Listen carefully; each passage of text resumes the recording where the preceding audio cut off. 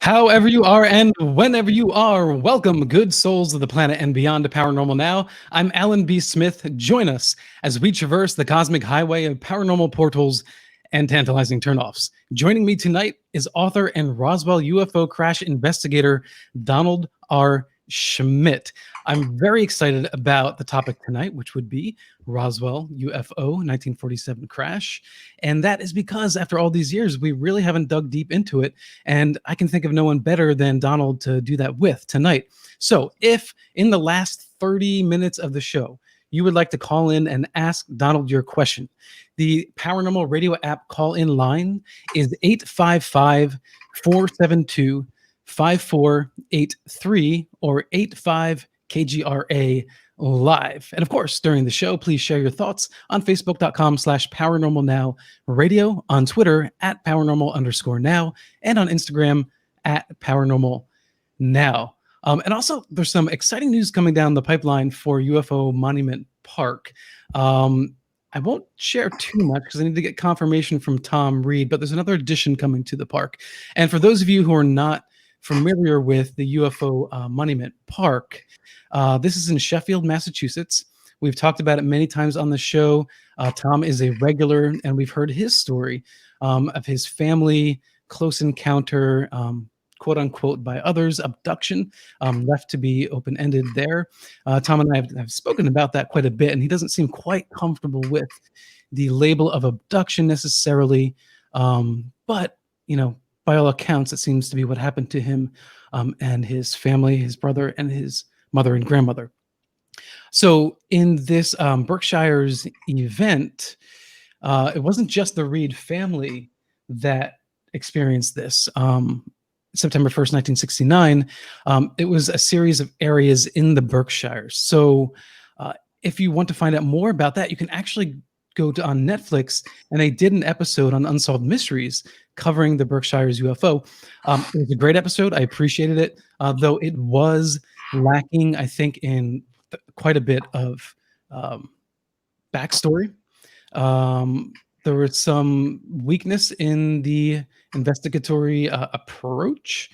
And I'll bring Tom on again in the future. We'll talk about that. But overall, it was a strong episode. But I hope that they do a follow-up because there's so much more to that story that I think the general audience should learn about and should have an understanding of. Of course, we are streaming on YouTube and Facebook live every week, KGR Radio video streaming shows. And just go to KGR Radio on Facebook to watch, comment there during the show. In addition to calling in the last 30 minutes throughout the show, you could just comment on Facebook and on YouTube, and I'll do my best to watch your comments here in the virtual studio and field them as we go if I can. And I know Bill Skywatcher, he keeps track of the KGRA chat room as well. And again, the number to call in the last 30 minutes is 855-472-5483. Just call in to ask your question, wait for the queue, and Bill, our producer, will connect you and we'll bring you on. I have to share this with you. I posted it on Instagram as well, but this is a gift from the love of my life, and it was custom made, and all of you all know how much I love coffee and UFOs. So this will be my official Paranormal Now streaming mug. So thank you, love. I really appreciate this. And I know she's listening right now. Maybe she'll pop in and chat in YouTube. I don't know. We'll see. All right. So we're going to bring on Don Schmitt in just a moment. As we go through the night, I'd really like to get your feedback as to, do you believe in the Roswell UFO incident or crash, as it's known? From the evidence that I have seen, read, by the many books like Cover Up at Roswell right here by Donald Schmitt. We also have The Truth About the UFO Crash at Roswell, Donald, and an obscure one I was very lucky to find in a bookstore here in New York City, the Roswell Dig Diaries. Not super obscure, but it's not necessarily easy to find, and I was stoked when I found that downtown. And, you know, back and forth, even the ufological community has had a little bit of infighting in regard to the case. I think by and large, we'll ask Don what he thinks. I think by and large, most people in this community believe that there was an extraterrestrial crash that landed, not technology from another country. What do you think? Let us know in the comments, and then we'll see if we can touch on those issues and concerns that you have as we go. Considering this is probably the biggest UFO case in history. So strap in. Here we go. We're bringing on Don Schmitt. Don, welcome to Paranormal Now. Good evening, Alan. Thank you for having me. For all those of you who are not familiar with Don's work, he graduated from MATC with a degree in commercial art and graduated cum laude from Concordia University with a degree in liberal arts. Schmitt is the author of dozens of articles about UFOs, as well as the co-author of 2 best-selling books, UFO Crash at Roswell, The Best-Selling Witness. It's now up to 7 best-selling books. You know, you told me to take the biography. But who's counting? I got this off the website, by the way.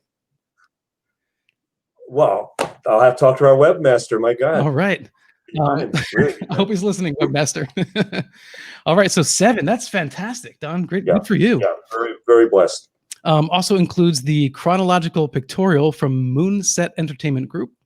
Don has led and organized 3 of the only archaeological dig projects. We're up to 5 now. Up to 5. All right. 5. See, I'm getting impressed as we go. This is good. This is good. Digs at the actual Roswell crash debris field. They were conducted in 1989, 2002, 2006. 2013 and 2016. Beautiful. The second effort became the central theme of their highest rated show up till that time in the 10-year history of the Sci Fi Channel, titled The Roswell Crash, Startling New Evidence, which also resulted in the book I just showed, the Roswell Dig Diaries. So Don, was the crash at Roswell an alien craft? I always begin by emphasizing that I was a complete skeptic. When I had worked with Dr. Hynek for 8 years, that was one of the things that he always could count on, that I would be the hardest one to convince a particular case, and there were times that when he was even leaning towards classifying something as unidentified, I would still come up with something, and we'd have to back off. We kept it, the case open, but nonetheless, it was the way I looked at things, that as long as there remain alternative explanations, we have to consider such possibilities. And so when I was director of special investigations at the Center for UFO Studies in Chicago, Hynek's very organization, the one case I wanted to go after was Roswell.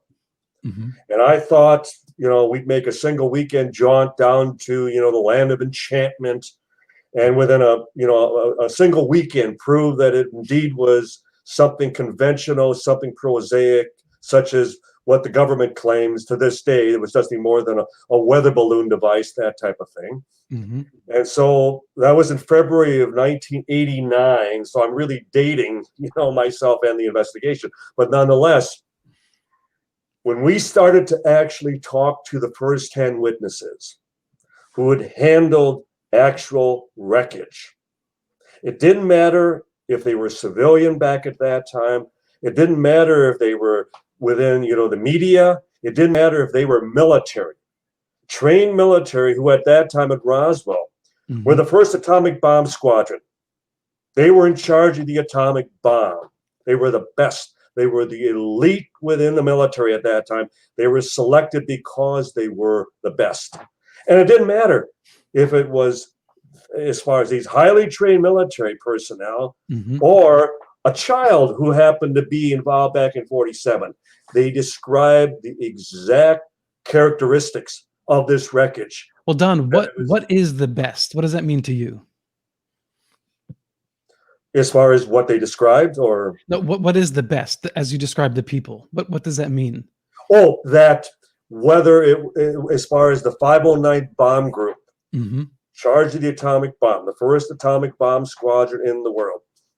They were the best officers, best pilots, crewmen, doctors, nurses. If you swept a broom on that base back in 1947, it was because you were the best broom sweeper in the military.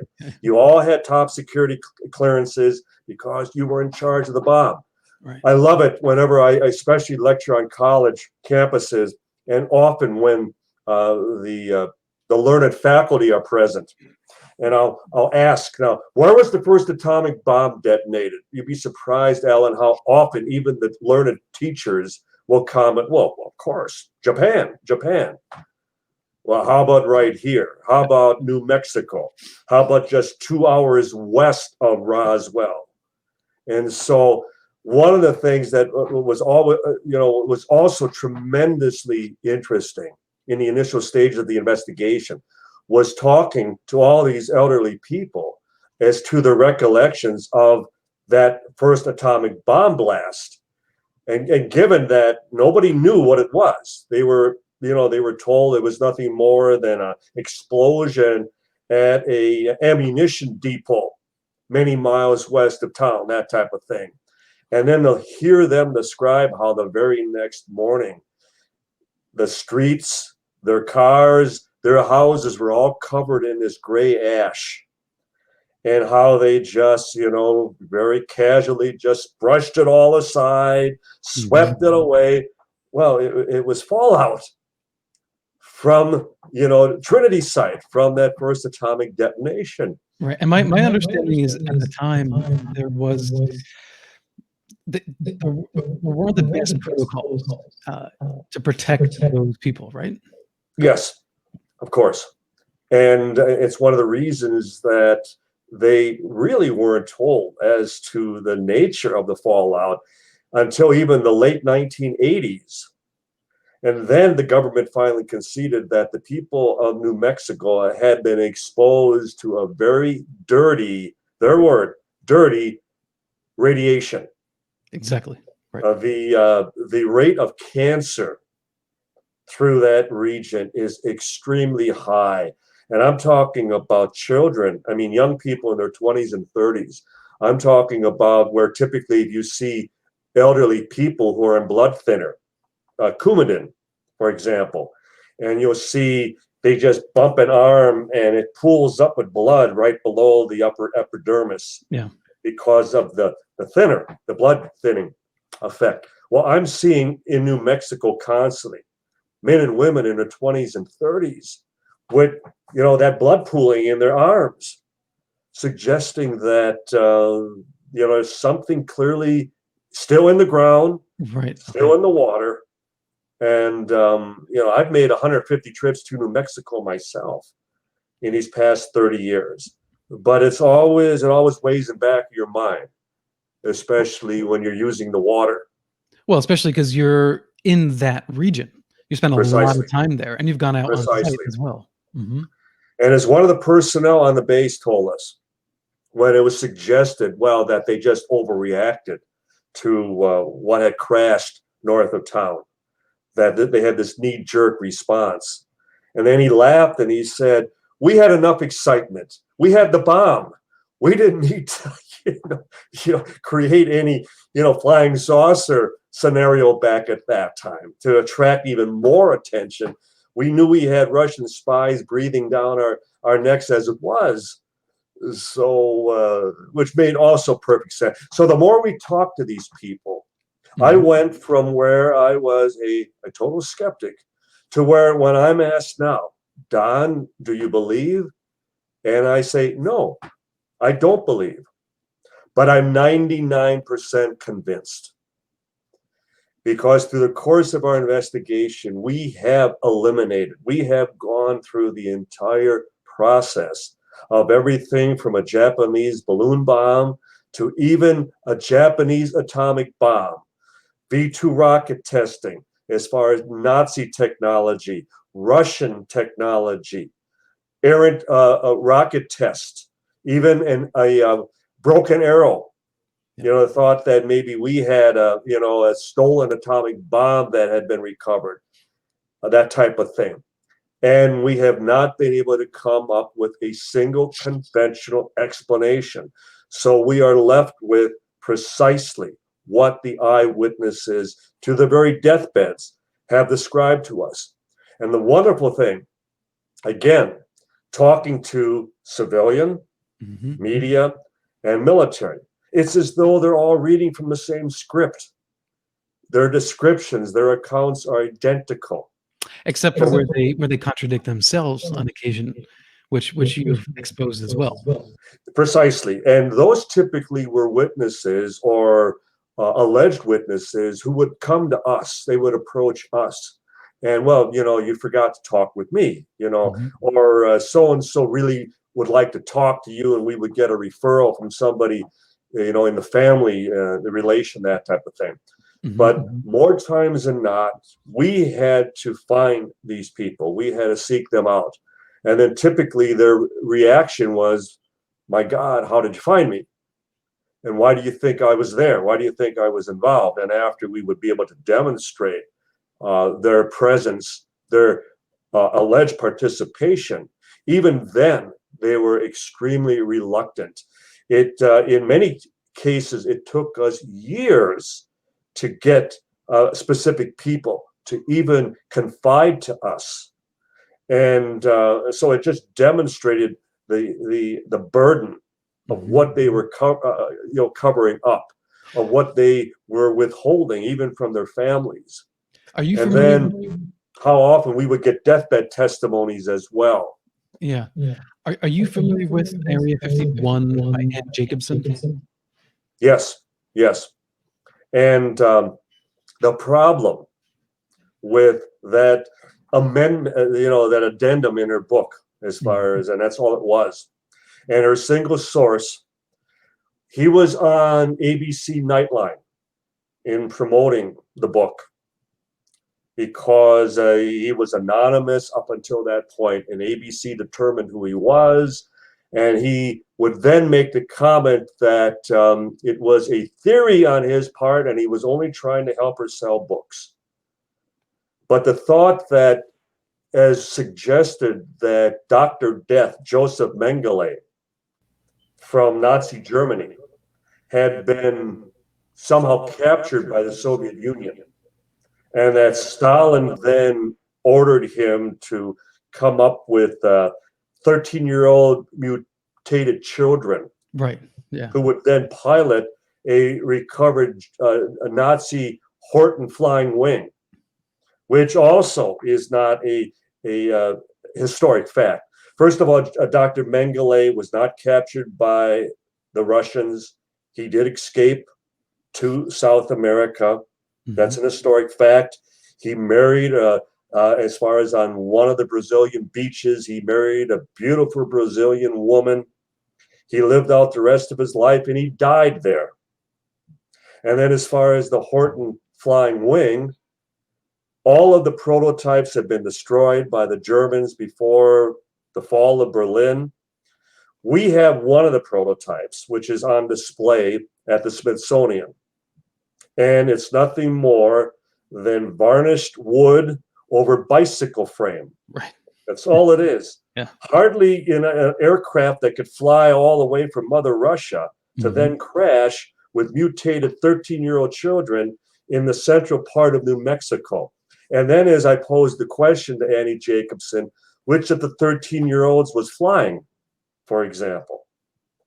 So it's a non-starter because it can be demonstrated historically that all of the key elements that she describes that would be necessary for this account fall flat. They are not historically accurate. They can be demonstrated to the contrary. So as far as I'm concerned, end of that alternative explanation as well.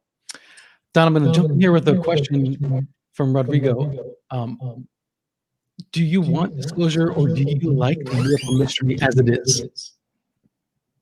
I recall when we originally were coming up with some of our initial data, and there were certain organizations. There was a certain director of one of the organizations who just would not give us the time of day, no matter what.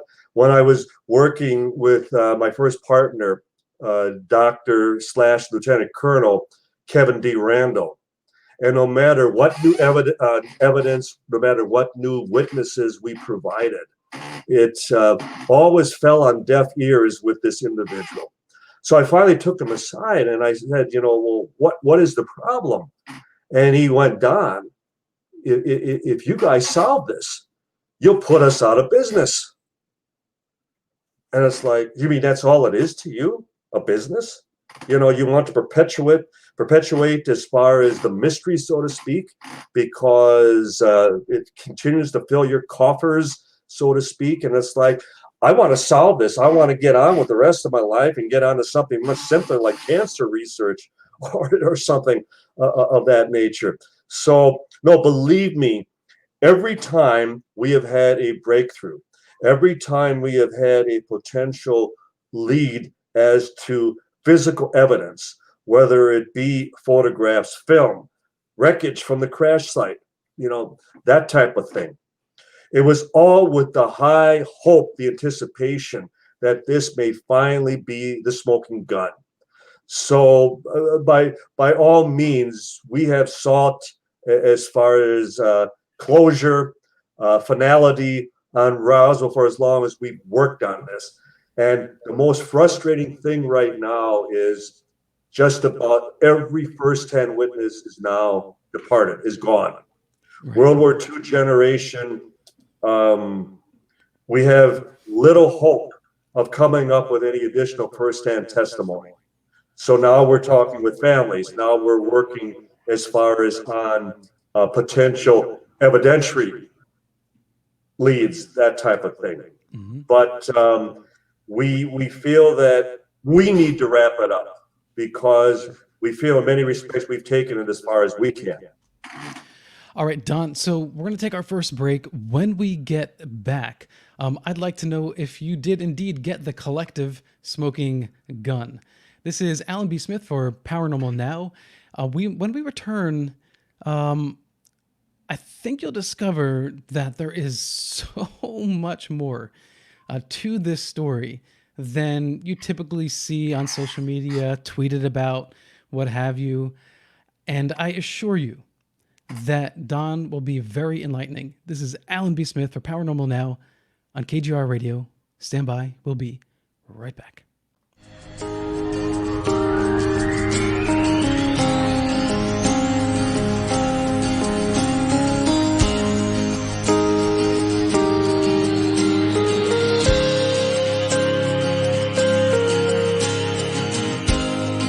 On and again, the signs keep on coming, they point to the end, but I hold on so tight. Are you intrigued by Paranormal Talk Radio? You'll love the new Paranormal Radio app from TalkStream Live. You'll find a great selection of talk shows covering UFOs, ghosts, strange phenomena, and much more. Download the Paranormal Radio app now and start listening to the very best in paranormal talk entertainment, including the network you're listening to right now. The Paranormal Radio app, free in Google Play and the iOS App Store. Are you still at it? Yeah, I need more speed. This baby's fast. My dad's fast. He's scary fast. You really think you could beat him? Yeah, because I drink more tea than he does. Yeah, right. You know, pal, it's the tea that makes you go. Oh. Hey, Dad. You know, kiddo, you have to drink a lot more tea to be faster than me. Drink the tea that makes you go. Life Change Tea. You may not need as much as Dad. You never know. GetTheTea.com. Log on to GetTheTea.com. In 2019, the KGRA is closing down its archive vault to be reopened in another format in the near future. This year, you can get all the 2019 KGRA programming on demand on YouTube, Spreaker, iTunes, Spotify, iHeart, and Google Play. More ways for you to stay connected to your contact for alternative talk radio on the planet, KGRAradio.com. Mainstream media's most wanted. KGRAradio.com. Lost in a bad way, I've gotta let you go. You're supposed to be so close to me, how mostly it goes to me, yeah. And if you chose to see the most of me, you'd hopefully get close to me, yeah. Welcome back to Paranormal Now. This is Alan B. Smith. We had a little bit of an audio feedback, so we're going to see if we can get Don hooked up with a better system here. Don, how's it sound to you right now? I'm good. You're good. All right. Bill, how do we sound? 10, 9, 8, 1, 2, 3. All right. So I'm not hearing any feedback. I think we may have fixed this problem. All right, Don. Here Probably we my are. squeaking chair. Well, yeah, that just goes with the show. And actually adds a little bit of creepy vibe to what we're talking about. Squeaky doors and all that. So taking us out of the break was Septembrio. If you're not familiar with Septembrio, go to Septembrio, spelled with a Y.com. And I just posted in the comments section, I was just curious, how many of you have actually gone to UFO National Park in Sheffield, Massachusetts and taken pictures and come back from there? Just curious. And I also put the link to that in the comments section as well. And below that, I'm going to place the link to the Don's website.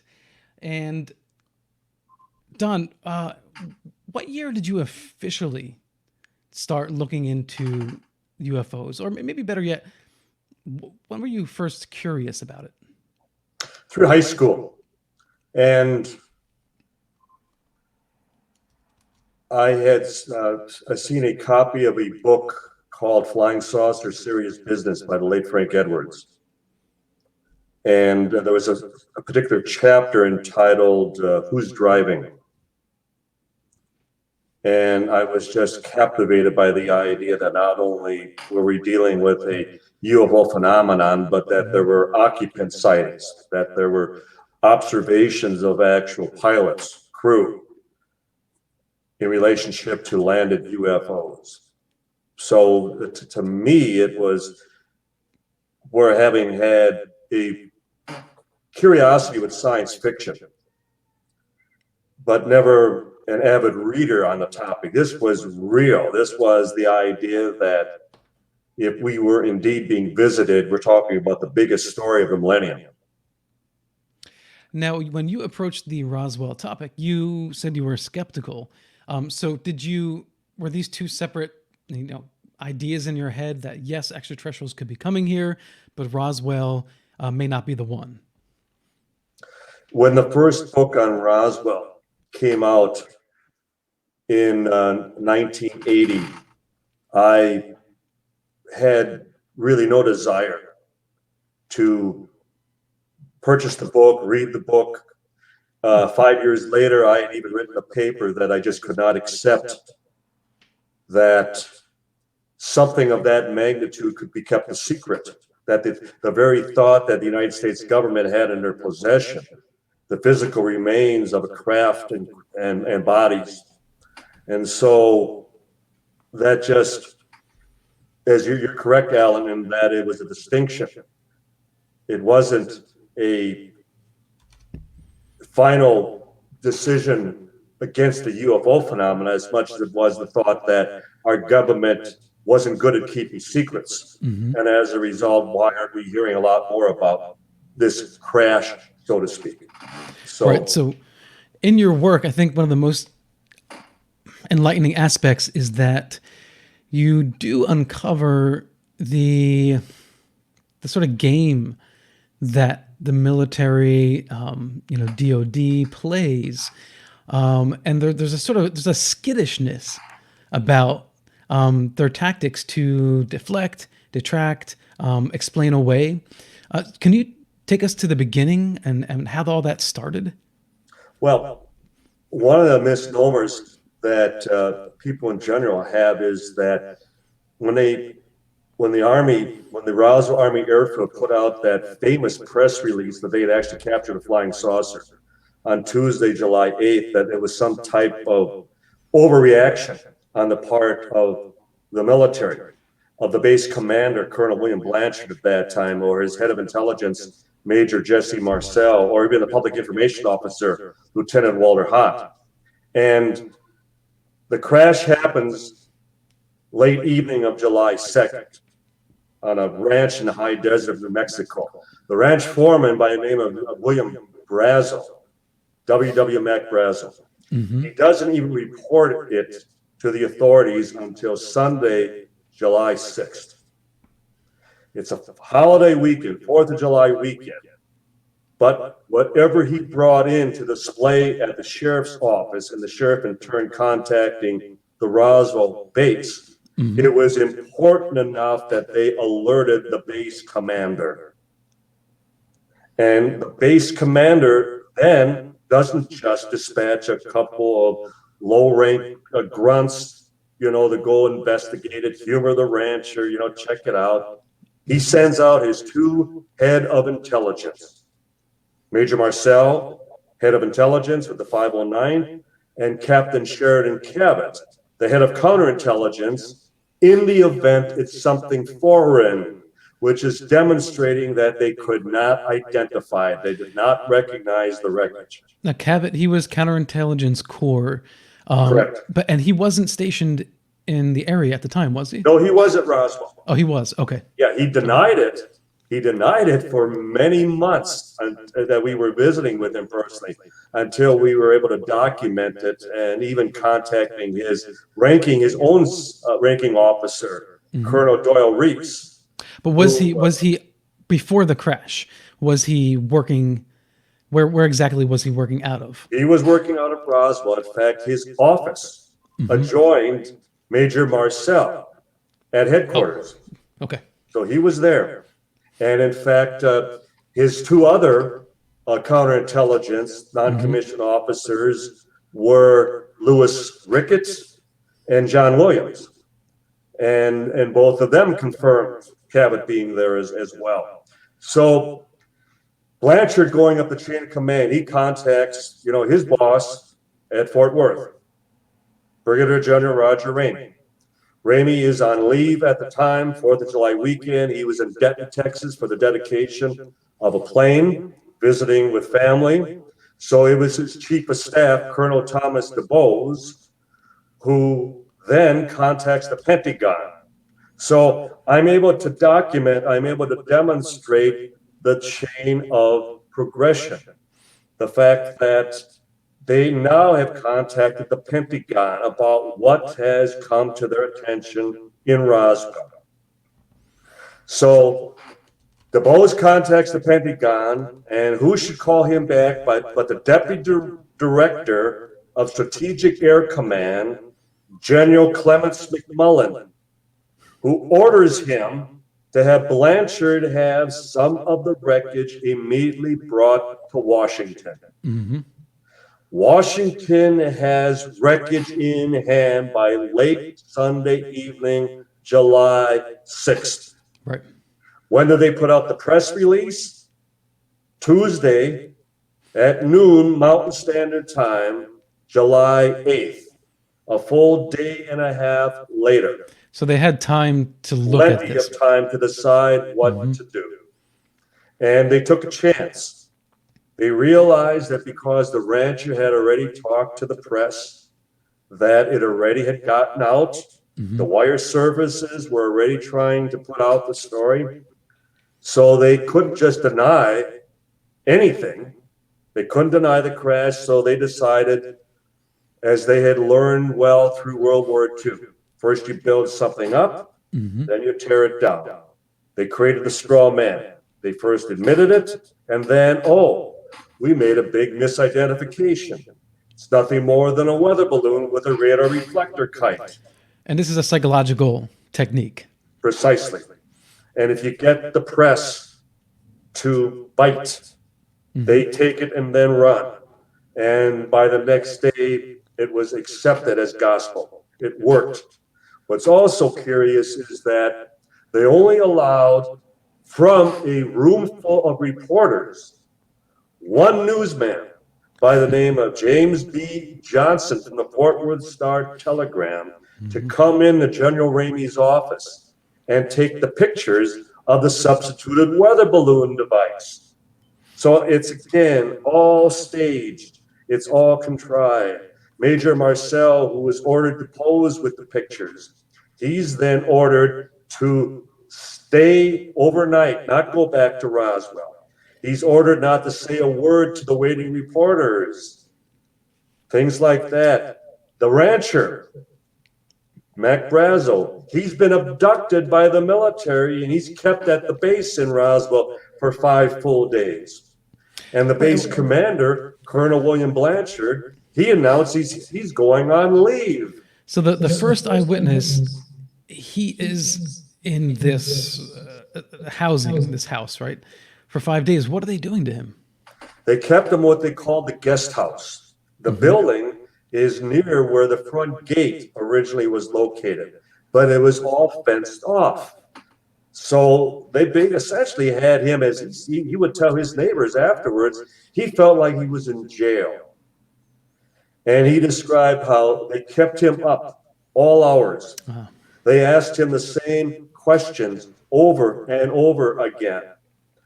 And what to him was the most humiliating is that they subjected him to a full Army physical, including a full body cavity search. Now, I can't emphasize enough to your audience. Yeah. This is a civilian. They have absolutely no authority over civilians unless martial law is declared. And they certainly don't have authority to arrest, to abduct, to hold a civilian, and then not provide him due process as well. He wasn't even allowed to call his own wife. He wasn't allowed to call his boss. He's been removed from his ranch where he was the foreman. And no explanation as to where he was. So again, over a weather balloon device. And that's where your audience needs to start asking themselves, does this all make sense over something so menial, something so conventional, that they would resort to such extreme measures? That's a good question. And in fact, the county sheriff is the one who actually has authority over the military. If it's exactly the county sheriff at that time, George Wilcox, he could have gone on to the base and with proper, as far as authority, could have arrested the base commander and everyone on that base if necessary. And he could have prevented Mac Brazel, or taken Mac Brazel out of their custody, correct? He could have, if he would have been aware of it. And the military actually used the sheriff as a proxy. They had him go around to other civilians who were involved and warn them and even threatened them with lethal force if they continued talking about this. And then afterwards, they repaid him for essentially serving as, their henchman, so to speak, in dealing with the civilians. They returned to the courthouse. Don, do you have evidence of him getting paid, or is that just testimonial? No evidence of him being paid at all. What it was, as described by his 2 daughters, who days after the balloon explanation, they heard a commotion from upstairs in the courthouse, their living quarters. The stairway and the hallway overlooked the front lobby, which there adjoined their father's office. One of the boxes of debris that Brazel had brought into town had been kept by their father, the sheriff. He had it hidden in his closet in his own office. So they hear the vehicles, the roar of jeeps, vehicles surrounding the courthouse. And all at once they hear, men coming in through all the doors, through the cafeteria, through the back of the courthouse, through the front lobby. And then they witnessed their father coming out to see what the commotion was. And they observed, now mind you, they're two teenage daughters, and they watched their father, the sheriff, having his arm twisted behind his back, and then his face pushed up against the wall. And with guns drawn, the MPs ordering to know where the rest of the stuff was being hidden. Mm-hmm. So again, such extreme measures where even they essentially physically accosted the county sheriff in retrieving every last piece of physical evidence. And then the physical threats extended on to more and more of the civilians for months and even years after the incident. Do you know how many people may have had a piece of the craft? We, as far as eyewitnesses, Mm-hmm. we've had over 24 people who described at one time having physical evidence in their possession. Over 24. And in every case, it was later retrieved by the military. Best example was Brazel's own son, Bill Jr., who, especially after heavy rains, would ride out over the debris field region long after the military cleanup. And pieces had washed to the surface. And so he found enough pieces, enough samples, enough artifact, he filled up a cigar box. And even his wife Shirley would describe how one particular piece he kept in his leather chaps, that he would work the ranch through the day and then sit down to dinner. Mm-hmm. And she would serve, she would set the table, and she'd watch night after night how he would take that piece out, this paper thin metal-like material about the size of a handkerchief. And she would watch time and time again how no matter how he would try to cut on it with a steak knife, or he would hold his lighter up to it, he would crumble, he would crease, he would crunch it into a ball. And each and every time he would place it down, and they would watch as it would flow across the table like water, just smooth right out without any sign of any damage. So it was sometime later that Brazel was at the nearest pub. It was Wade's Bar in Corona, about an hour from the ranch. And somebody was playing pool, and somebody brought it up. Bill, that whole incident your dad was involved with. Did you ever find anything yourself? To which Bill responded, well, I found a few scraps, as he put it. And who should be at his door the very next morning but a captain who we verified, we confirmed, by the name of Emerson Armstrong, and 3 other non-commissioned officers. And basically it was, we know, Mr. Brazel, we know what you have, and you will give it to us. So what does that mean, Don? There, he was being spied on? Yes. And the point being, this was 2 years after the incident. They were still watching. Still watching. The principal witnesses. So why did all these principal witnesses, if they had the occasional conversation between each other, why didn't any of them go to the press and say this was real? And Alan, you're correct, even in that question, that some of them did. Whether it was Frank Joyce, that they went to a KGFL, there was Judd Roberts, there was Walt Whitmore, the senior, there was Johnny McBoyle, he was another reporter. You had the Roswell Daily Record, you had the Roswell Dispatch, those were the 2 newspapers. Witnesses did attempt contacting the media, but the media was also being squelched. Judd Roberts, for example, at KGFL, described that within a day of the press release going out, they received a phone call from the FCC in Washington. There was an FCC representative by the name of TJ Slowey introduced himself, and he warned them that if they put out one more bulletin about the story, they would lose their license within 24 hours. So much for freedom of the press. And then there was a follow-up call by then Secretary Dennis Chavez, who said, you better do as you're being told, because it's out of my hands. They're gonna put you out of business. And then Frank Joyce, who was a reporter at KGFL, he receives a phone call from a colonel at the Pentagon who also warned him that they would all be arrested if they didn't do as they were told. So the FCC is working in tandem with some department of the U.S. government. In Washington, correct. In Washington. Okay, so that's in that short period of time after. But what about years later? Why didn't, 5, 10, 15 years later, somebody say, you know what? The right thing to do would be to share what actually happened. And that's keeping in mind that with the military, it simply involves, especially with the officers, we have descriptions of where they were taken into debriefing rooms, and in groups of 10 to 12, they were warned never to talk about this again.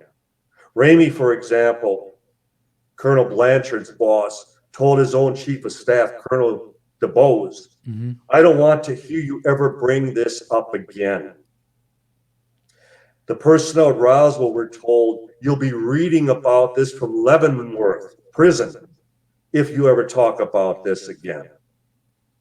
And then with the civilians, they were threatened with physical violence. Right, Parents were told, you will never see your children again, or we'll kill your children. Children were told, you'll never see your parents again. So do you have testimony from those children recalling that experience of being intimidated? Yes. Frankie Rowe, for example, she was 14 years old at that time. Her father was a crew chief with the Roswell Fire Department. And Frankie, who had just had her tonsils out a few days earlier, she had a follow-up a dental appointment. And she just stopped at the firehouse, which at the time adjoined the courthouse.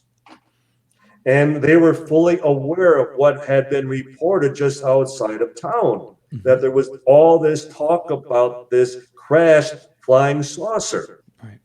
And who should come into the firehouse but a state police officer by the name of Robert Scroggins, who was given a piece by Matt Brazel from the very debris field.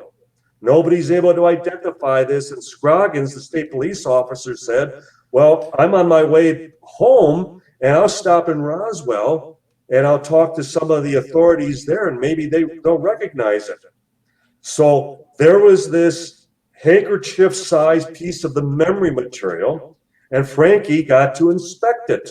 She got to hold it in your hands, and she described that it flowed like quicksilver, as she described it.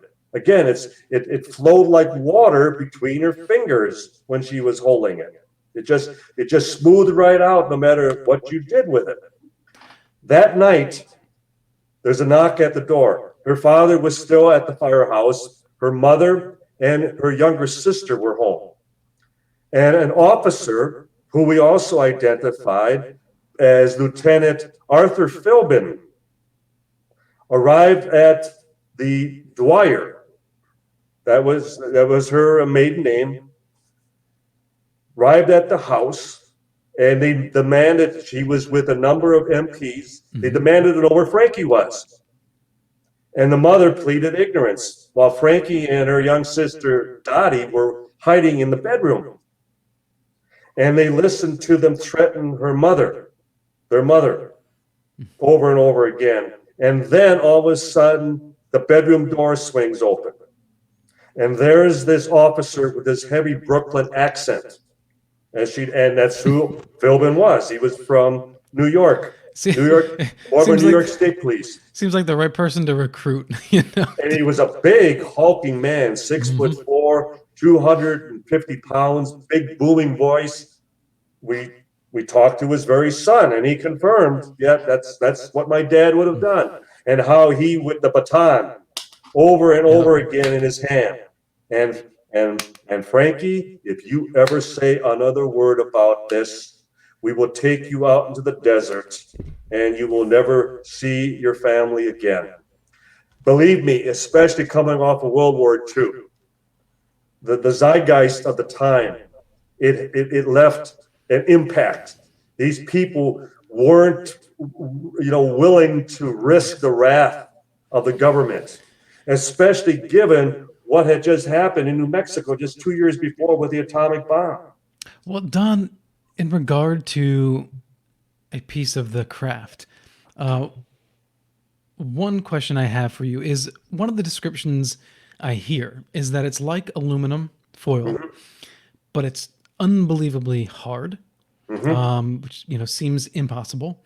And then the other description, like you said, was this like aluminum-ish like material that you could squeeze, or maybe sheet metal material you could squeeze, and then it would retract. Yeah. So there are 4 types of material. 4 types of it. What are the other 2? Okay, the one was the first you described. That was paper thin, practically weightless in your hands. You couldn't cut it, you couldn't burn it. They describe how they even took a 16-pound sledgehammer and they would pound on about a 4-foot section. Right. And the hammer would just bounce right off, wouldn't even scratch or mar this material. And there were I-beam sections of the same material, pencil thin, that had hieroglyphic-like symbology that ran the lengths of these strips, these pieces. And there were silken strands of material like microfilament fishing line. But they described how you'd hold a light source up to one end, and the light would emit out the opposing end. Well, they're describing fiber optics. In 1947, yet fiber optics weren't developed until around 1970. And then the material that I've been describing, which we still refer to as our Holy Grail. The same nearly indestructible paper-thin material. But this you could crease, crunch, wad up into a ball, and it would always unravel and smooth right out, right before your eyes. Right. So 4 distinct types of wreckage.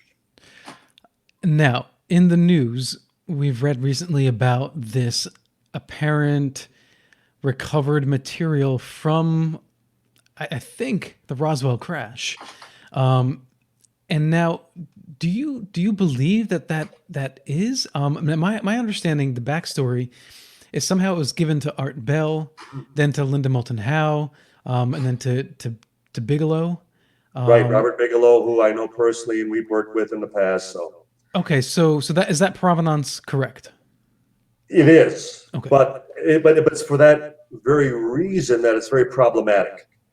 As I was describing minutes ago, in their attempts to recover every last piece of physical evidence, and then they have people just brandishing about, an alleged piece of, a genuine flying saucer, acting like it's just some type of souvenir that you would pick up at a candy arcade, at a circus. Right. It's inconsistent. It doesn't make sense because, and it does not resemble what the actual Roswell witnesses have described to us from day one. Yeah. Now, I don't discount the fact that it may indeed be something. Now, I won't go so far as to say that it appears to be something manufactured elsewhere. No, there's a curiosity about it. There are certain alloys and elements about it that make it a little strange. But again, if it was the genuine article, I'm sorry, we wouldn't be seeing it right now. Okay. And they'd be able to prove beyond a shadow of a doubt that it was the real thing. All right. Well, when we get back to the other side of this second break, we'll ask Don, is there an artifact somewhere? And where is it? And I'd like to ask Don about his excursions out into the desert, into the crash field itself. I know, Don, that you had written in your book and you sort of lamented that Jesse Marcel was never asked to take people out to the crash site. And it is hard to believe. It is hard to believe. So we'll cover that and more when we get back on the other side. This is Alan B. Smith for Paranormal Now on KGRA Radio. We'll be right back.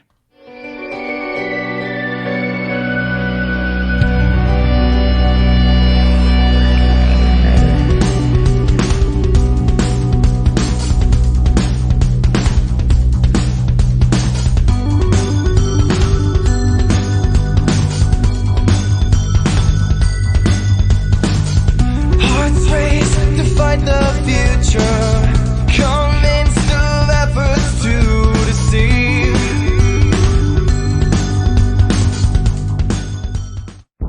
Are you intrigued by Paranormal Talk Radio? You'll love the new Paranormal Radio app from TalkStream Live. You'll find a great selection of talk shows covering UFOs, ghosts, strange phenomena, and much more. Download the Paranormal Radio app now and start listening to the very best in paranormal talk entertainment, including the network you're listening to right now. The Paranormal Radio app, free in Google Play and the iOS App Store. Are you still at it? Yeah, I need more speed. This baby's fast. My dad's fast. He's scary fast. You really think you could beat him? Yeah, because I drink more tea than he does. Yeah, right. You know, pal, it's the tea that makes you go. Oh. Hey, Dad. You know, kiddo, you have to drink a lot more tea to be faster than me. Drink the tea that makes you go. Life Change Tea. You may not need as much as Dad. You never know. GetTheTea.com. Log on to GetTheTea.com.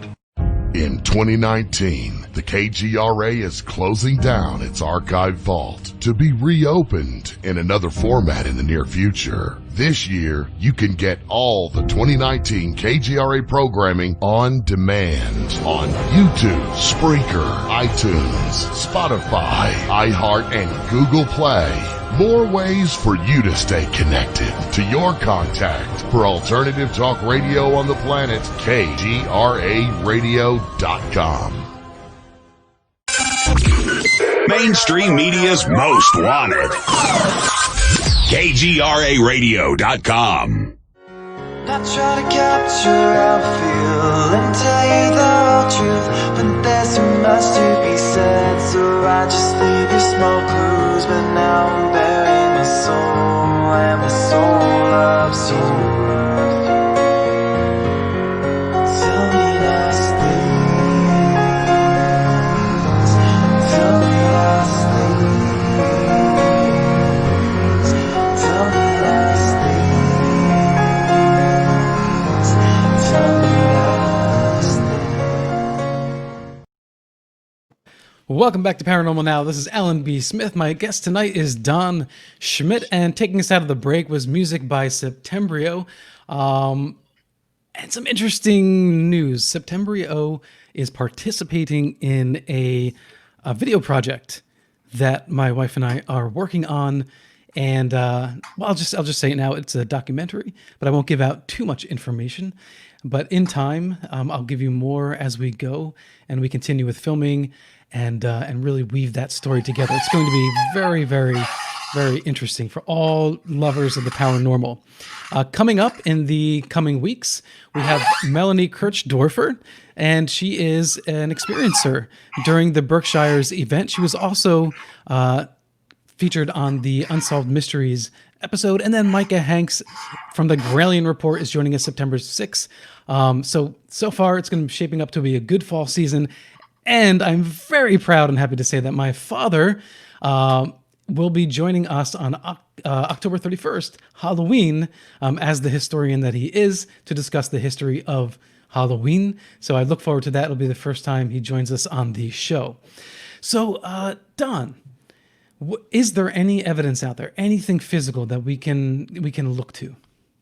I had described the rancher's son, Bill Jr., recovering artifacts months after the crash. And he wasn't the only one. There were other ranchers, other children who, even some of the local pack wolves, so to speak, that would find something, scurry it away. And so it built more and more expectation on our part that if they could, there still has to be other material out there. So by the fall of '89, we were out there with archaeologists. We had determined the location, not only with the Brazel family, but a former hired hand, additional ranchers in the region who all took us to the exact same location, even to where witnesses described the gouge, a furrow about 10 foot wide, several hundred feet long, where a large piece of wreckage from the mid-air explosion of the crash had impacted and skipped across the ground. So in '89, we used the survey meter, a theodolite. We laid out a systematic grid. We mapped out the site. We marked out areas of potential entrapment, all with the plan to come back with a full university project. So it took us from '89 to 2002 to put together sufficient funding to get the sponsorship to come in. And the most exciting thing about the 2002 dig was that we confirmed the gouge. That when we had an archaeological backhoe operator with a scoop shovel digging perpendicular to the site that we flagged as the location of the gouge based on all the eyewitness testimony. And the shovel was jumping.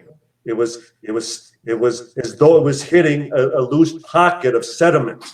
It wasn't consistent with the surrounding ground and stone. And so when it was pulled away, and they work with engineers from the ground as well, so they're monitoring and they're photographing the procedure. And there it was right below the surface, as the eyewitnesses described, a symmetrical V. Exactly where they said the gouge was. In other words, something had impacted, skipped across the ground. It's spilled over through the wind and rain erosion of the past at that time, 60, some years. But there it was. There it was. So it wasn't a piece of hardware, but nonetheless, it was further confirmation that something had crashed there, something had impacted. It was an impression. A gouge, right. A gouge. Okay. Hundreds of feet long. And so so essentially it was was it filled in with like a different? Yes, I mentioned the sediment as far as from the rain and erosion, so it levels off. So it was obvious. Right. Okay. Right. Gotcha. Are you familiar with the Aztec UFO case? Yes, 1948. Yeah. Are you a believer? Again, there's that word. Let's just say I'm open-minded. Okay. All right. Unlike Roswell, which has hundreds of first-hand witnesses, Aztec has none. It's all second-hand, second, third-hand.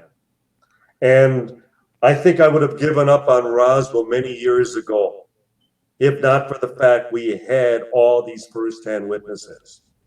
And on camera. Audio. And on camera, and signing affidavits and giving video depositions and providing deathbed testimonies. And the point being, Roswell was a year before Aztec. So if we could do it, why couldn't they do it with Aztec being a year later? Well, I mean, to be fair, I think that ufologists in the 80s didn't really take it seriously, correct? Well, you talk about Roswell or Aztec? Aztec. No, they didn't. No, they didn't. But, I mean, had they pursued that more vigorously, do you think they may have, found firsthand witnesses? You raise a good point, Alan. If they would have started when we did, if indeed there were firsthand, they would have only been in their 70s, 60s, 70s, and 80s at that time. And maybe, and you're absolutely correct. We often think if we would have started just 5 years sooner, we would have had some primary, principal first-hand witnesses Major Marcel. And as you said just before the top of the hour break, the fact that he had died 3 years before we started, and they never took him out to the debris field. Right. They never took him to the scene of the crime, so to speak. Well, did you ever talk to Stanton about that? Oh, yes. Well, what did he say? That's the one thing I can't emphasize enough. Stanton, as much as we got along and we worked together, and even leading up to the time he died, we were, still making plans and talking about things that we still needed to do regarding the investigation. But Stan Friedman, God bless him, he was not an investigator. He was not a researcher. He was an archivist. He loved wading through documents. He was convinced that he would get his smoking gun that would jump out at him at the National Archives in Washington or one of the presidential, libraries, that type of thing. So when it came to field work, it was one of the reasons back in the fall of '88 that in many respects, he turned it over to us. When he told me, when I asked him point blank, Stan, do you feel you've tracked down and interviewed all the potential witnesses? And he was like, my Don, absolutely not. Yeah. I'm sure there's still hundreds of people out there. Well, that's all I needed to hear. Even in my skepticism, we were the ones who were going to then launch a full-scale investigation with the eyewitnesses at the crash site, at the former base. We were going to take witnesses back to the actual locations where they had their direct involvement. Yep. And Stan, they just didn't believe in that. And God bless him, as I said, but his comment to me was, at the first time I asked him was, Don, if you've seen one part of New Mexico, you've seen it all. Well, but I want to see it through the eyes of the witness. I want them to walk me through what they lived, experienced back in 1947, and it just didn't, cross their minds. I mean, had Marcel lived a little bit longer, it may have happened, right? Because other researchers were coming to the story. For sure. And it was I think he had emphysema or something. Yes. Yeah. So that's actually one of the reasons he went public in '78. He was already diagnosed with terminal emphysema. Right.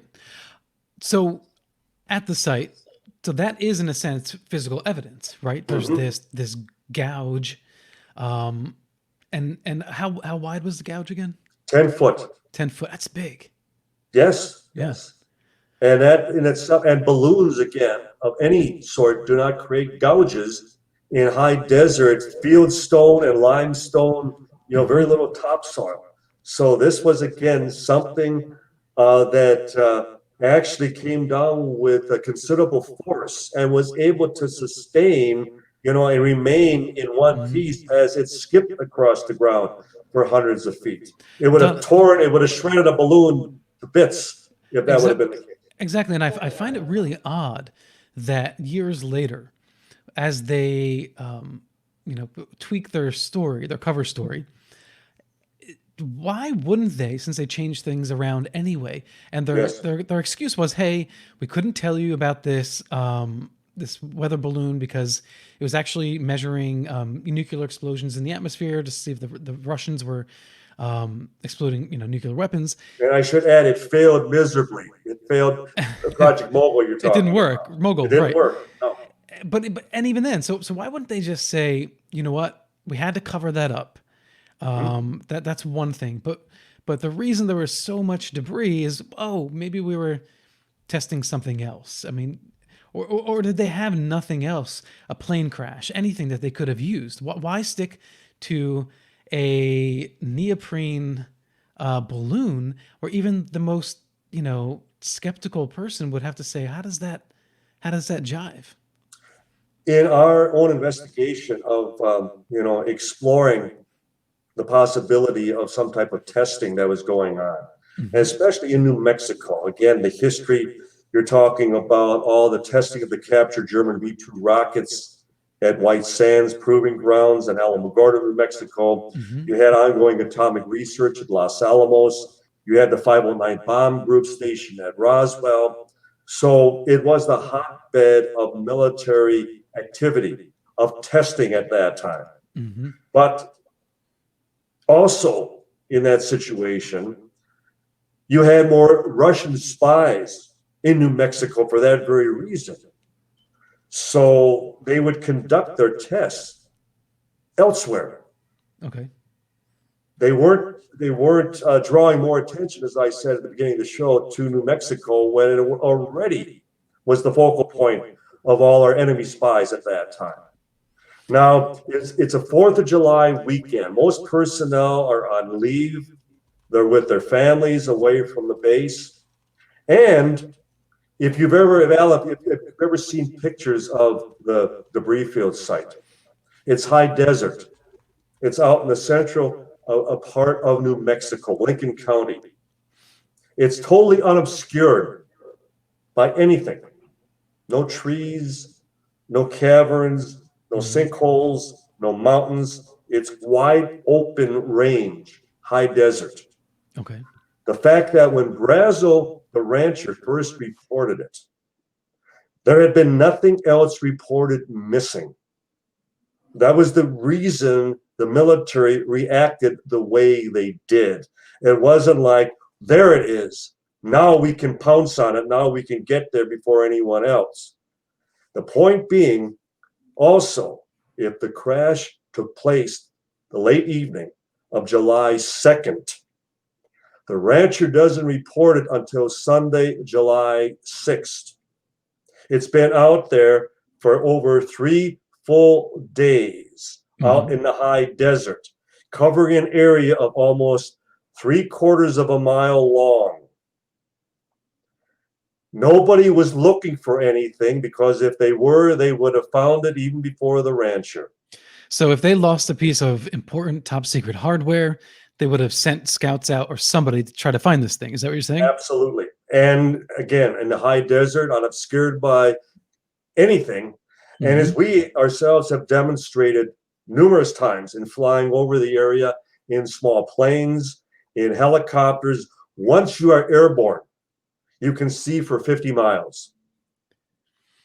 Okay. So the point again being, nothing, they weren't looking for anything. Nothing had been reported missing. And if it wasn't ours, then whose was it? Right. And that's where the alternative stories come in. They say it was a Russian craft or what have you to try to fill that gap. Right. But like you said, the Horton wing, I mean, it was like balsa wood and whatever material, right? Something like Precisely. And no matter what the alternative, even if we're talking about foreign, it still never considers the wreckage as described by the eyewitnesses. Exactly. Right.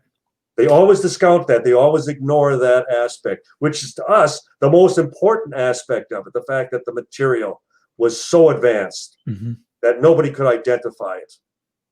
Okay, we're going to open up the phone lines in about 15 minutes.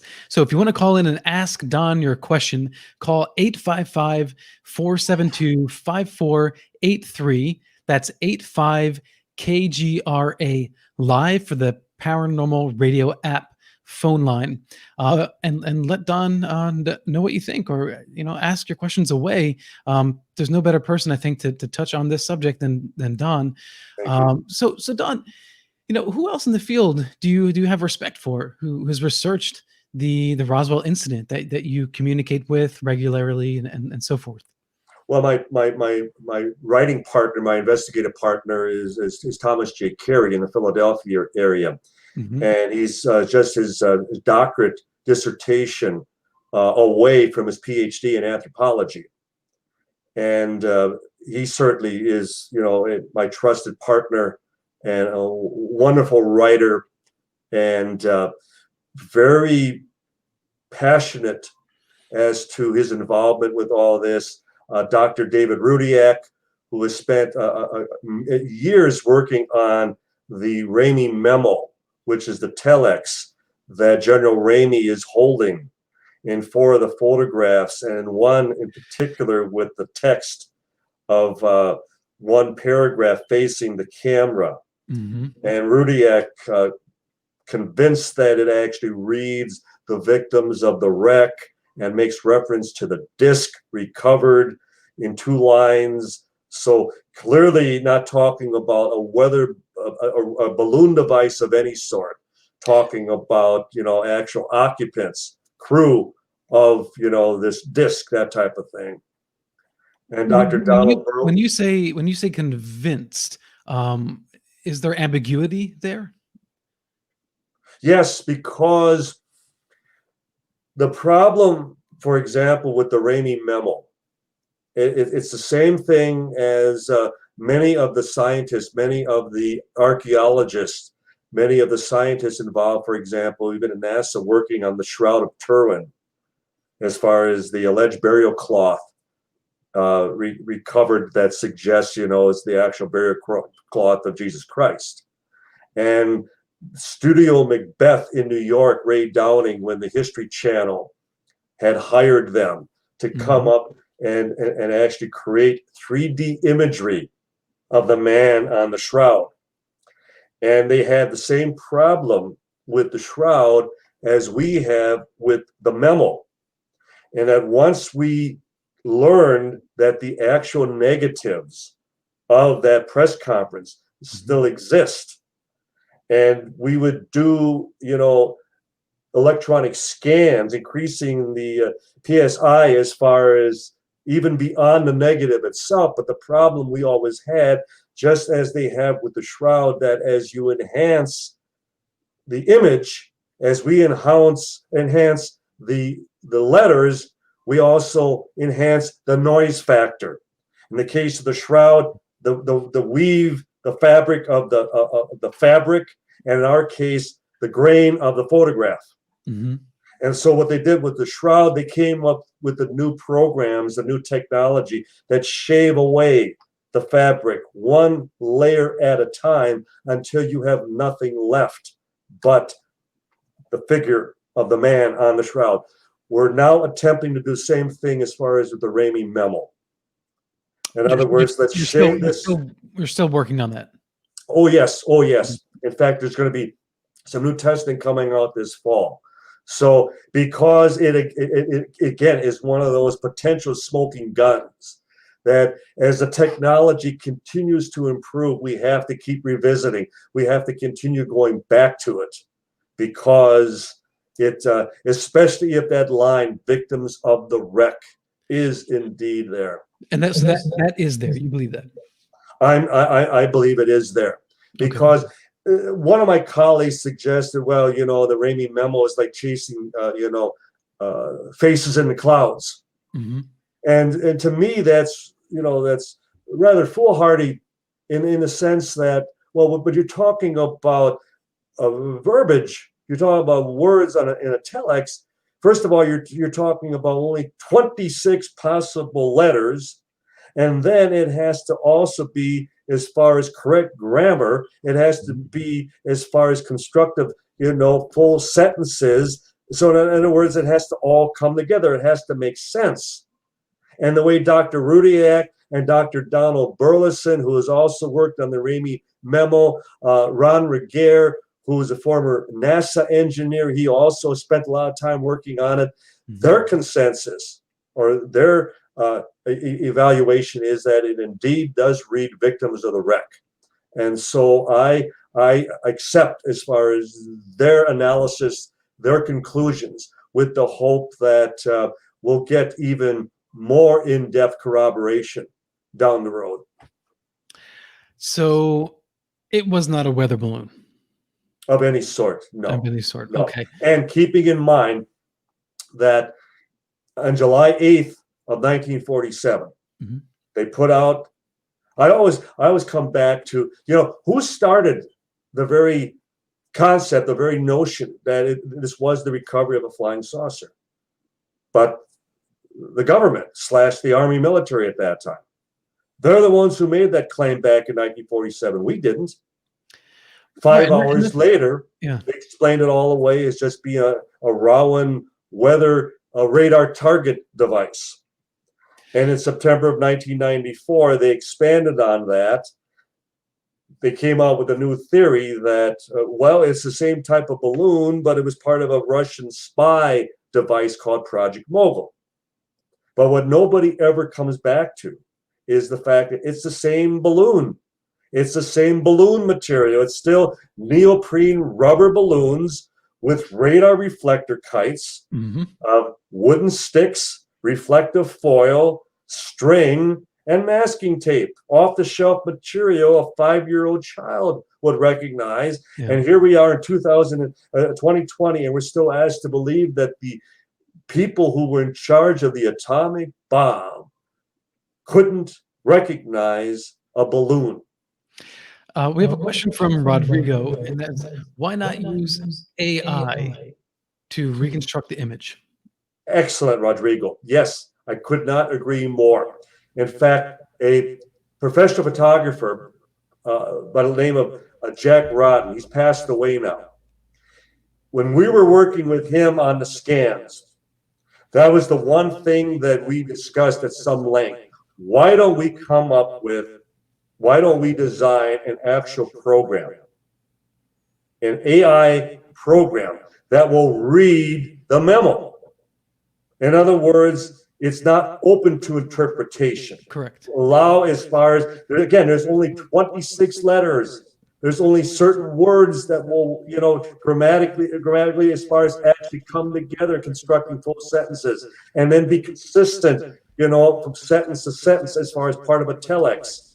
So, wonderful question, because yes, that's the direction we're going. In other words, let's allow AI put, as far as the final, as far as stamp as to what the memo says.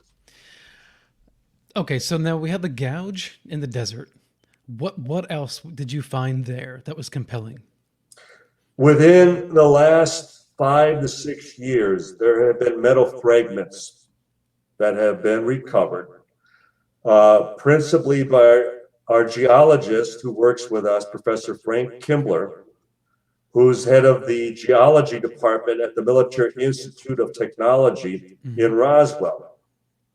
And using mainly metal detection, because we've gone in with subterranean radar, electromagnetic, spectrum analysis equipment, even infrared. We've even done soil testing. The potassium level, for example, juxtaposed to the surrounding control soil is much lower within the debris field, suggesting that it has been chemically altered. And we believe that in an attempt to decontaminate the site back at that time, they may have bleached down the area. That would also explain why the ranchers described to us that for the next 5 years, the livestock would not graze on the site, that there was something wrong with it. And not that they were afraid of it, we believe that they bleached it down. And it's still, on the infrared, it shows up as a scorch. It shows as though the site has been burned. Right. But getting back to these fragments, discovered mainly by Professor Kibler, under, as far as radioisotope testing, they are predominantly aluminum. But the one element that should not be there, that is not part of any registered alloy, at least that we are aware of here on planet Earth, is molybdenum. Molybdenum is a hardening agent strictly for steel. It makes it stronger.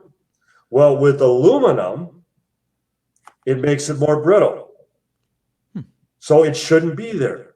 And yet it's up to 3% in some of these fragments. Now, it doesn't prove by any shadow of a doubt that we're dealing with something off the planet. But it's strange that some of these artifacts would be out there. Well, and they're at that very location. How long has molybdenum been in use? Dating back to post-World War II. post World War II. Yes, So, yes. would So it have not- would it have been around then? Yes. Okay. Now, could that have been used in a different project at the time? That's one of the things that we have looked into. And again, because we cannot document any other testing, and we certainly can't document to this day any testing involving aluminum with molybdenum. It just is not a registered alloy. Okay. So right there, until that can be demonstrated, it just falls into that, as far as that very strange basket of where does this combination come from? And how come there's nothing else? There should be many other examples that we should be able to demonstrate of aluminum and molybdenum, and yet we can't. It just is not unknown as far as combination. Don, I'm going to throw you a curveball. This is from Rockstar. Does Don think the shroud is authentic? Shroud of Turin. That's fine. That's fine. And I had many good discussions with Ray Downing at Studio Macbeth, who did the 3D imagery on the shroud. And he was a total skeptic. And to listen to him describe how their work on it convinced him. And then we were at a board meeting in Chicago when NASA was actually doing the carbon dating on the shroud. And they were all excited, and they were talking back and forth during breaks with our board meeting with one of the scientists on our board, because they thought they were going to authenticate the shroud. They thought that they were going to date it, around 2,000 years old. And then when they came up to, the Middle Ages, that this was a 5th century, painting or forgery of some sort, I'll never forget some of the disappointment in the room. But I'm very pleased that, especially some of the high-ranking contacts I have within the church, because we've also overlapped as far as Roswell, because I would love to get into the Vatican archives. Who wouldn't, Don? Oh my gosh. Of course. That would be amazing. Amazing. And so I've had many in-depth discussions regarding the shroud with scientists, Jesuit scientists within the church. So it's convinced me more and more through the years that we're dealing with the genuine article regarding the shroud. So yes, I accept that. Regarding the Vatican and Roswell, one of the things that I'm especially keen on, that I have assurances that at some point I hopefully will have access, is that the president at the time was Harry S. Truman. I can only imagine that one of the very first people that he would have contacted, the moment he gets that phone call from New Mexico, telling him what has transpired, and then he would get on the phone with Pope Pius XIII and ask, Your Holiness, what can you tell me? What does the church know about this? So I would just like to verify that phone call. That would be enough. That would be enough. That would be enough. All right, we're going to open up the phone lines. So now is your time to call in and ask Don your question. The number is 855-472-5483 for the Paranormal Radio app hotline. Again, that's 85-KGRA live. And we're going to bring on our first caller here. We have Ron from Minnesota. How are you, Ron? Hey, and hello to Don. Thank you for having such a great guest. And, Thank you. You always have a great guest, Ellen, so not worried about that. Thanks, Ron. Do you have a question for Don? Think about your skepticism. How was it working with J.L. Hynek, and has that improved your skepticism or made it worse?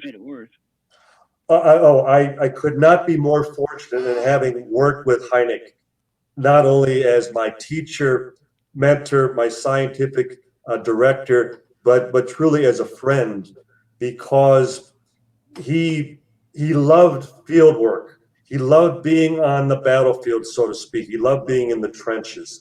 He loved eye-to-eye contact in speaking, in dealing with eyewitnesses. When we were talking earlier about taking Roswell witnesses out to the crash site, out to the debris field, that type of thing.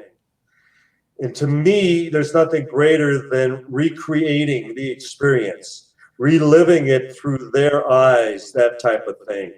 And Hynek, you know, he was in his element when he could do that, whether it was going to Papua New Guinea or Hesdal in Norway, that type of thing. He loved personal contact with eyewitnesses because as a scientist, that would enable him, as it has enabled us, to make the best possible judgment on the eyewitness information, on their testimony, on their behavior, on their eye contact, on their body as far as mannerism, that type of thing.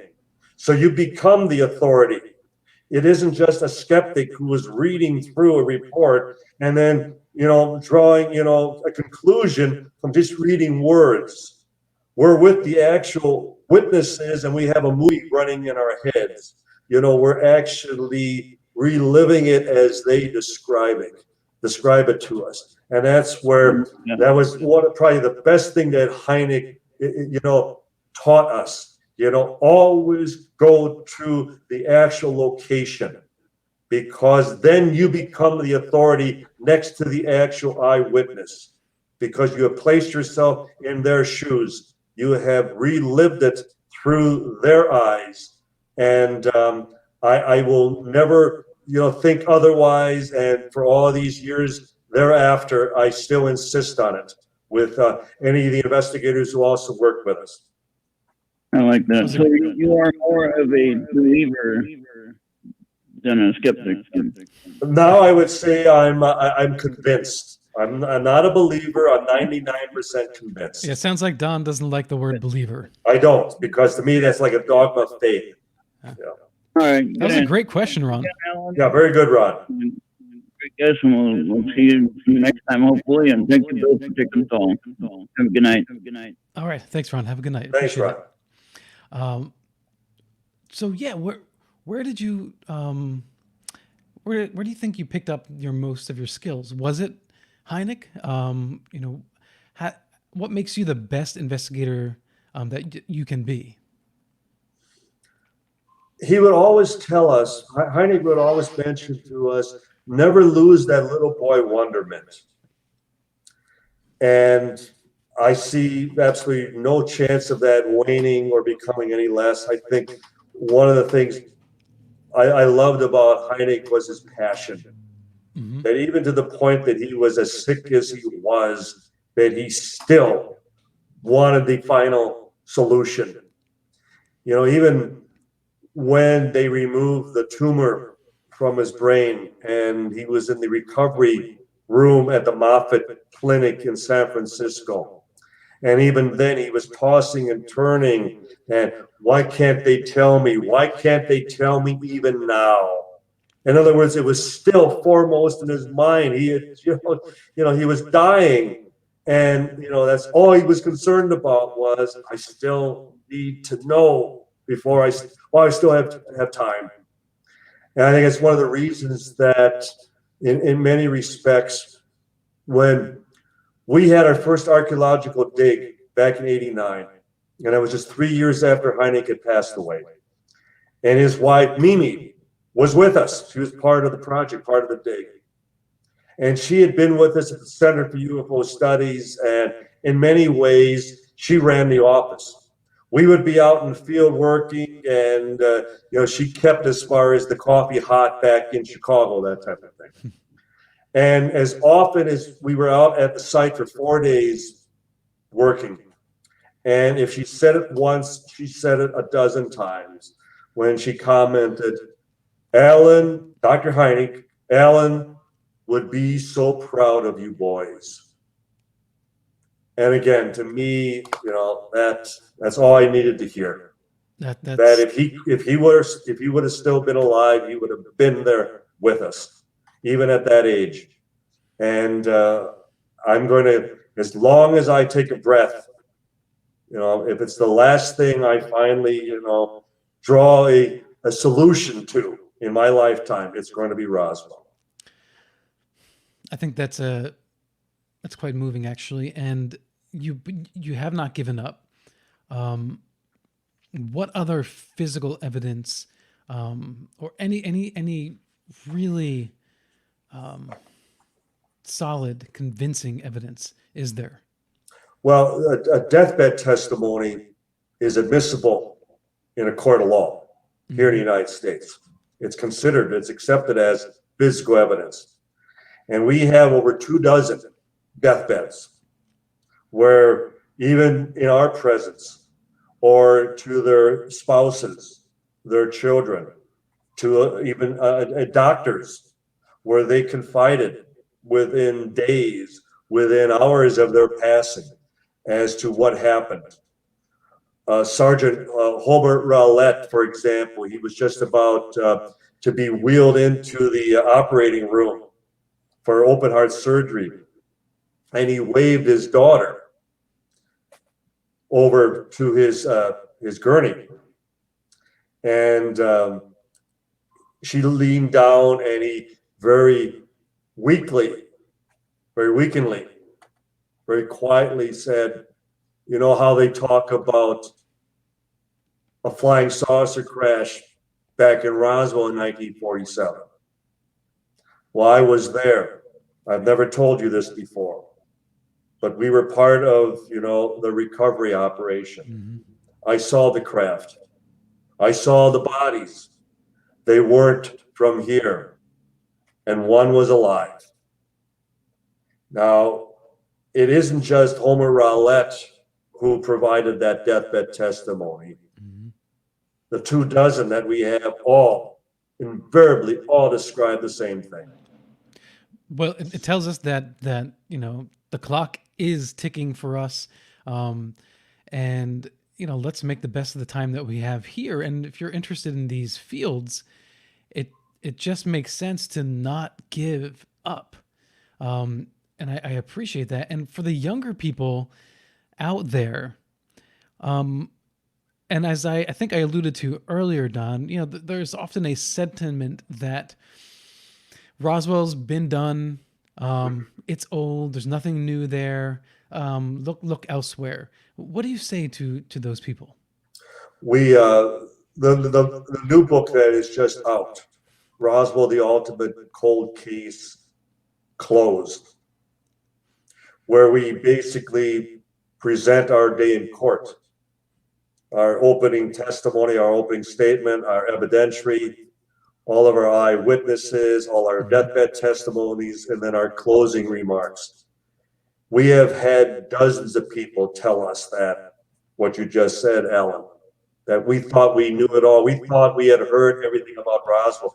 And here you come out as far as with the most convincing, the most revealing, as far as the most new material that we ever thought was still available. And in the last chapter, where we have nothing but eyewitness testimony, one after another, in quotations, of what, if they were still alive, what they conveyed, what they told us in their affidavits, what they told us in their depositions, what they told us in their deathbed confessions. And it just makes the most convincing case of all, that how could all these people, whether military or civilian, all be describing the same exact thing? Or how could they all be lying about the same exact thing after all this time? Don, is there a way to actually get this into court? Is there a case to be brought anywhere? What has been suggested in recent years is that with the families, and albeit statute of limitations would long have expired, but a class action suit involving the families and all the physical threats regarding the children, the grandchildren, for example. Can the grandchildren bring that forward if their parents, the last alive during that period, have passed? The most difficult aspect would be in documenting the fact that they were actually threatened. It's one thing when it's handed down from family member, a family member. When we were talking earlier about the sheriff, George Wilcox, and his wife, Inez, lived out the last number of years with their granddaughter, Barbara Duggar. Now, Barbara's a PhD, and for Barbara to hear their grandmother describe how the military had threatened not only to kill them, kill their children, but also kill all the grandchildren if they ever talked about this again. Now, that was coming firsthand from the sheriff's wife. But nonetheless, Barbara, who's still alive, it's something that we need to sit down with attorneys and just see if there could be a viable case presented. But I'm more curious as to, even the President Trump talking about Roswell, within the last month. And before that, President Clinton. And before that, President Carter. How often presidents and senators, congressmen, governors, you held up the book, the Roswell Dig Diaries. Well, Governor Bill Richardson of New Mexico wrote the foreword to that book. Astronaut Apollo 14 astronaut Edgar Mitchell wrote the foreword to our book, Witness to Roswell. So we're talking about the most high-ranking people in this country saying Roswell happened, or that we're not being told the truth about what happened with Roswell in 1947. So we're in very good company. So beyond even the courtroom, we're still waiting as far as for officialdom to open up the files, present what would be either the fifth official explanation, or they would be demonstrating that the first one, when they announced back in July of 1947, that they had actually captured a flying saucer. And that would be the one that over 600 witnesses have testified to. So that's the one we're still holding out a tremendous amount of hope for. Don, I can imagine a lot of military personnel, career military people, hearing you say that people were harassed, right, and threatened. And yes. their response would be, that's not the military I know. And yet, when we compare Roswell to Project Ultra, and then even the drug testing during World War II,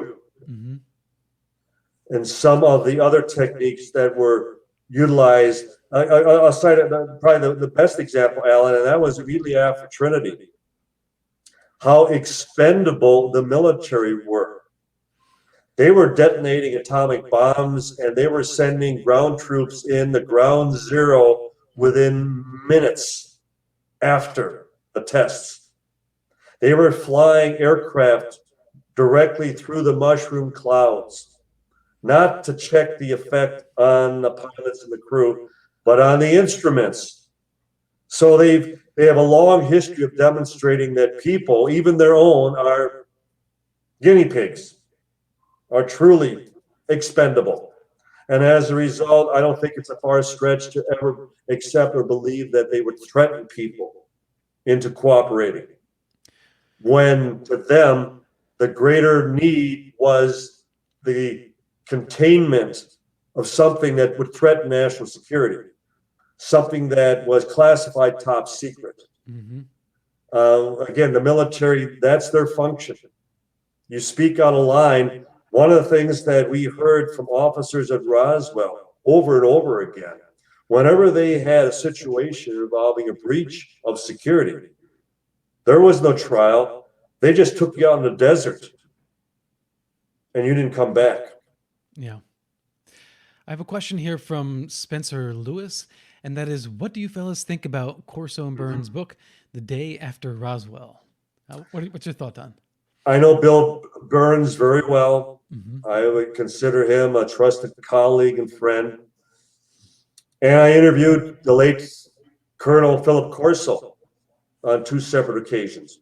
I found him to be very believable, very genuine, except that much of what is disclosed in the book, The Day After Roswell, we had already presented in our very first book, UFO Crash at Roswell.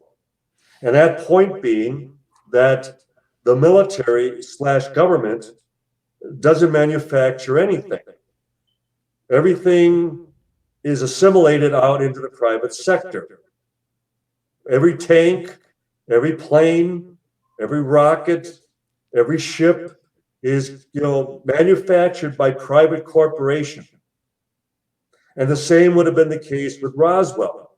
It's one of the reasons that through the years, we've had firsthand witnesses beyond Roswell, beyond Wright-Patterson Air Force Base in Dayton, Ohio. We've had firsthand witnesses testing the wreckage at Battelle Institute, at RAND Corporation, at the Bureau of Standards, at General Electric, at Hughes Aircraft. In fact, when I'm asked today, Don, where do you believe the wreckage is today? I say the government doesn't have it, the military doesn't have it. It's presently all in the hands of private corporation. And they still can't figure it out. So they still can't find the on button. They still can't break it, so to speak. Is that what Bob Lazar was involved with? Potentially. And that's what potentially makes at least that portion of his story believable, at least considered as to being, legitimate. But getting back to Corso, the problem with Philip Corso is that he had allied himself with one of our witnesses who we demonstrated was not legitimate, had presented us with bogus information. And if Corso was involved to the extent he was, why would you then team up with someone who was not legitimate? Well, for those listening who may not be familiar, Corso explained in his book that he disseminated alien tech to private industry, and then they, little by little, brought that out into the mainstream commercial world. Go ahead, Don. Exactly. And so the concept is correct as to the nature and the detail of it. That's where I find much of it, I wouldn't say inaccurate as much as it was wrongly represented. Much of it was second and third hand, and as a result, the book reads more like a novel. And I'd have a very difficult time writing a book about Jesse Marcel, who definitely was involved, who was, involved in most every aspect of the case. And I could write a full chapter about Jess, but I can't imagine writing a whole book. And yet here was an entire, and it was a lengthy book, a 500-page book about Corso. But it was a page turner. It was a page turner because it read as a novel. And so it was a narrative. And that's one of the reasons, and that's why at some point I will take Bill Burns to heart when he continues to encourage us to write the narrative of Roswell. And it was released on the 50th anniversary of Roswell. That's correct. And so, it was good for, keeping the publicity of it alive, bringing attention to it. I agree that there's some possible New York Times bestseller.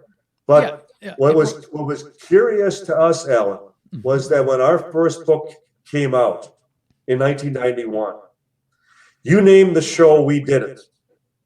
I mean, we were on every possible talk show known at the time. And yet, when Corso's book came out at the 50th anniversary, very few talked to him. And I'm talking outside the UFO community. Mm-hmm. And in fact, NBC Dateline did a sole interview with Corso, and it was a hatchet job. They tried to basically discredit him. So there was a breakdown. There was an inconsistency. Here you had potentially a first-hand witness to Roswell, a high-ranking officer who was involved in the attempts at reverse engineering the actual hardware, and nobody was paying attention to it outside the novice, the layperson, the general public. The media, it was as though the media was told to stay away from it. And they did. From the in beginning. Legion. They did. So where are you with the alien bodies? How many do we think were actually recovered? You said one alive. And what else is there to substantiate that extraterrestrial bodies were found? Right. There were two separate body sites. There was a secondary site about 2.5 miles from the debris field where two bodies were recovered atop a bluff, which we have been taken to by independent first-hand witnesses. And then the main impact site, which is just 35 miles north of Roswell, is where the remains of the craft, about the size of a Volkswagen Beetle, egg-shaped, a pod, more like a capsule, and that's where two additional bodies plus the survivor were recovered. So 5 crewmen, 4 deceased, 1 surviving, and we have both military and civilian to the survivor. Now, the late Colonel Marion Magruder was part of the War College class of 47-48. And they were stationed, they were assigned to Wright-Patterson Air Force Base in April of 1948. We have those documents. Right. What the documents do not divulge is the assignment, why they were there. Well, his assignment, as described in deathbed testimony to his 5 sons, independent of one another, was that they were taken into a room at Wright-Pat and they were shown the wreckage from Roswell. They were allowed to handle it. The memory material. He described the memory material to his sons. And then Colonel Magruder described they were taken into another room, and there the survivor was within a glass room. They were told it was from Roswell from the year before, and that they were still testing it, that they were still, as far as doing all types of biological research on the survivor. So that's in April of 48. So when you go to the crash site and you do an archaeological dig, you're looking for artifacts. Is there any hope that there could be any biological or like remains? Let's just say that we don't expect to find any.